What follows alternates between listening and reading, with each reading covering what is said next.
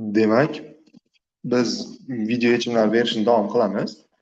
Milliy sertifikat kitobini yechib kelayotgandik sizlar bilan. Demak, u kitob yechimini berishni ham davom etamiz. Faqat endi biz ko'pchilik kurslarda ishlatilmaydigan, qiyin deb tashlab ketiladigan IDC kitobining o'zini iqtidorli o'quvchilar uchun qismini yechib boshlaymiz. Demak, birinchi mavzusi natural sonlar va ular ustida amallar. Shu birinchi mavzuni birinchi misoli, ya'ni iqtidorli o'quvchilar uchun bo'lgan birinchi misolidan boshlaymiz. Demak, aytyapti 1 plus 2 plus 3 plus va hokazo 100 gacha bo'lgan sonlar yig'indisini so'rayapti. Demak, qaranglar, men birinchi, demak 200 dan oldin bilaman, bu yoqda 198 bor plus 199 bor plus 200. Ya'ni mana bu hokazo degani bu orasida hamma son bor degani. 67 ni ham topsak bo'ladi, 78 ni topsak ham bo'ladi, 103 ni topsak ham bo'ladi. Hamma son bor. Demak, men birinchi birga 200 ni qo'shib ko'raman. 201 bo'ladi.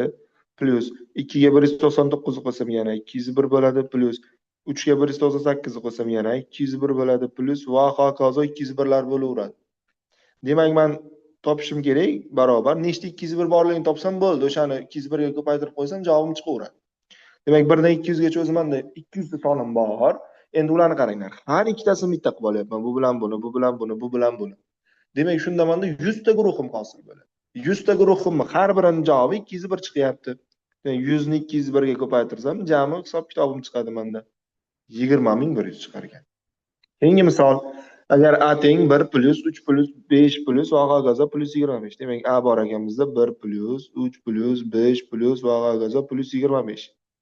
A b esa menda 4 plus 12 plus 20 plus va hokazo plus 100 ekan. Endi qaranglar.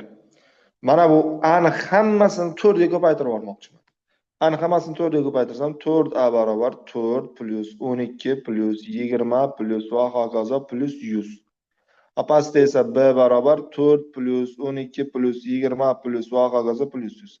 Ikkalasi mana 10 qismi aynan teng bo'ldi. Bu yog'i ham 4 dan 100 gacha yig'indi, bu yog'i ham 4 dan 100 gacha yig'indi bo'lib qoldi. Endi men mana buni o'rniga b ni keltirib qo'ysam 4a barobar b chiqar ekan. Bu yoqdan b taqsimini topsam 4 ekan. Yaxshi, keyingisi 103 deyapti. Futbol to'pi sotib olish uchun bir nechta yosh bola 12000 so'mdan pul yig'moqchi edi. Yana ikkita bola kelib qo'shilgandan keyin to'p sotib olish uchun har bir bola 10000 so'mdan berilishi yetarli bo'ldi. Demak, qaranglar, bizda x ta bolamiz bor ekan. Har biri 12000 so'mdan bersa, jami pulim 12000x bo'ladi. Mana shu 12000x puliga bitta to'p berar ekan.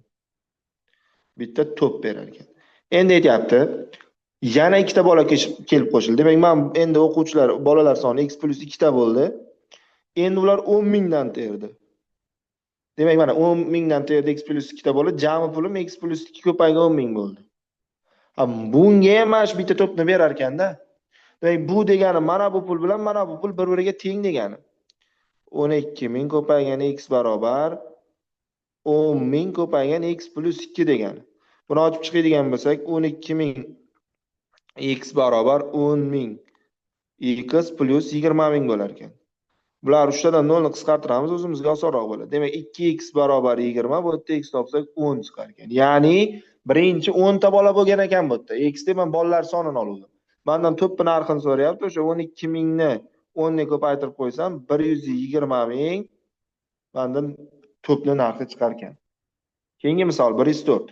Ikki sonning yig'indisi 4075 ga teng, 4675 ga. Qo'shiluvchilardan biri 0 raqam bilan tugaydi. Demak, birinchi sonim a, b, c 0 ko'rinishidagi son ekan. Ya'ni oxirgi raqam 0 ekan. Endi aytyapti, agar shu raqamni o'chirsa, ikkinchi qo'shiluvchi hosil bo'ladi. Ya'ni mana shu a 0 ni o'chirsam, ikkinchisi menda a, b, c ko'rinishidagi son bo'lib qoladi. Ikkalasini qo'shsam 4675 chiqar ekan. Endi qaranglar, 0 ga c ni qo'shyapman, b, c chiqyapti, bundan kelib chiqadi c teng 5. C ga b ni qo'shayotganimda 7 chiqyapti. C ni o'rniga 5 ni keltirib qo'ysam 5 plus b barobar 7. Demak, bu yerdan b ni 2 kelib chiqadi. Endi mana bu yerda b ga a ni qo'ysam 6 chiqyapti. Demak, b plus a ni 6 ligidan men b ni 2 ni keltirib qo'ysam 2 plus a teng 4. Demak, bu yerdan topsak 4 ekan. Mana bu a ni o'rniga 4 biz 4 o'rnatsak sonim ham to'g'ri chiqdi. Demak, menda birinchi sonim 4250 ekan, birinchi qo'shiluvchim, ikkinchi qo'shiluvchim 425 ekan. Yaxshi. Keyingi misol. Ikki sonning yig'indisi 700 ga teng.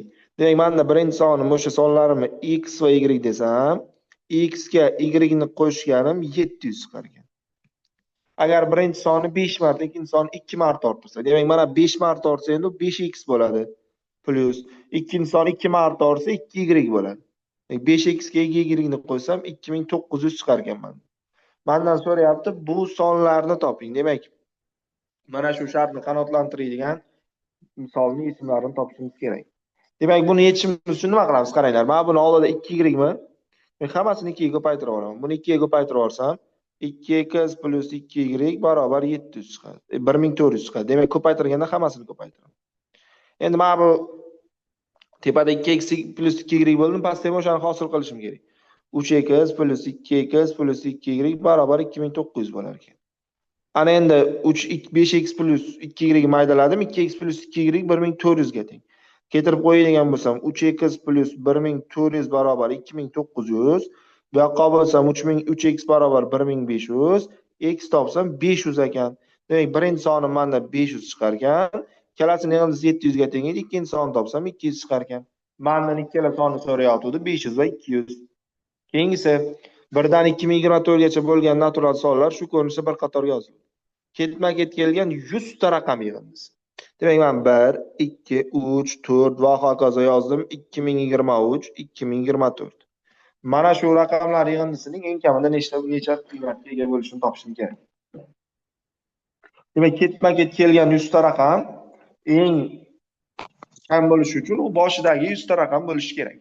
Demak, o'sha boshidagi 100 ta raqamning yig'indisini topib qo'ysam, menda misolim oson chiqar ekan. Yaxshi, uni qanaqa qilib topamiz? Qaranglar. 1, 2, 3, 4 dan boshlab 9 gacha yozsam, bu yerda bir xonali sonlarim bor. Bularning hammasi bittadan joy oladi, ya'ni ularni yozganimda bitta raqam ishlataman. Demak, 9 ta bitta raqam ishlatadigan sonim bor ekan. Lekin men nimaga buni qilyapman? Chunki 100 ta raqam ishlatgunimcha qaysi songa borishimni topishim kerak. O'shalarni keyin o'sha raqamgacha bo'lgan sonlarni bir-biriga qo'shsam, raqamlarni bo'ldi, misolim chiqib keladi. Endi demak 100 ta raqam ishlatilgandan keyin 100 dan 9 ayirsam 91. Demak, 91 ta 9 dan keyin raqam ishlatilibdi. Mana 9 gacha mana bitta bo'lsa, 9 dan keyin 91 ta raqam ishlatilibdi. Bu degani, demak 9 dan keyin bilamiz, ikki xonali sonlar boshlanadi. 10 dan boshlanadi. 10 dan qaysidir ikki xonali songacha mana bu yergacha ishlatganim 91 ta raqam bo'libdi. Demak, men u uchun bular hammasida ikkitadan raqam borligi uchun 91 2 ga bo'laman. 45 chiqib 1 qoldi ekan. Ya'ni 10 dan keyin 45 ta son yozilibdi va yana bitta raqam uni yozilibdi. Demak, 10 dan keyin 45 ta son yozilsa, bu 54 ga boradi. 10 dan 54 gacha sonlar yozilibdi va plus mana bu yerdagi bitta 5 ham bor. 54 dan keyin 55 yoziladi, lekin bizga 5 kerak, faqat 1 qoldi chiqyapti. Endi men mana shu 1 dan boshlab 54 gacha va bitta 5 yig'indisini topsam, bu sonlar raqamlar yig'indisini topgan bo'laman. 1 dan 9 gacha bilamanki, men raqamlarni yig'indim 45. 10 dan 19 gacha bilamanki, men shunga 10 ni qo'shib ketaversam bo'ladi. 55. 20 dan 29 gacha 65. 30 dan 39 gacha 75. 40 dan 49 gacha 85. Endi men 50 dan 59 gacha kerak emas. Menga 50, 51, 52, 53, 54 kerak. 50 raqamlar yig'indisi 5, 51 niki 6, 52 niki 7, 53 niki 8, 54 niki 9 va 55 dan bitta 5 olyapman. Buni hisoblaydigan bo'lsam, 15, 15, 10, 40 chiqargan. Menda men bularning hammasini yig'indisini qo'shib chiqsam, jami raqamlar yig'indisi chiqadi. Demak, hammasini qo'shib chiqadigan bo'lsam, 45 ga 85 130, 55 ga 75 ham 130, 306 bu yog'i 200, 360, 260 ga 40, 365 ekan uning raqamlar yig'indisi. 107 ga o'tdim. 107-chi misolda aytyapti, ma'lum bir yilning yanvar oyida 4 ta juma va 4 ta dushanba bor edi. Shu oyning 20-kuni haftaning qaysi kuni? To'g'ri keladi. Demak, men bilaman, yanvar 31 kun. Bu degani, qaysidir hafta kunlarim, mana hamma hafta kunim 4 tadan ishtirok etdi desam, 28 kunim bo'ladi. O'zi 7 ta hafta kunim bor. Hammasi 4 tadan ishtirok etdi desam, 28 kunim bo'ladi. Lekin menda 31 kun chiqish kerak. Demak, bu yerda xulosa qilsam bo'ladi, qaysidir 3 ta kunim aniq 5 martadan ishtirok etadi. Qaysidir, ya'ni bu qanaqa bu ham? Ketma-ket kelgan 3 ta kunim. Chunki masalan juma 3 ta ishtirok etsada, juma 5 ta ishtirok etsada keyin dushanba, seshanba 5 ta ishtirok eta olmaydi hech qachon. Chunki ular ketma-ket kelgandan keyingina, ketma-ket kelganlarigina 5 tadan ishtirok etadi.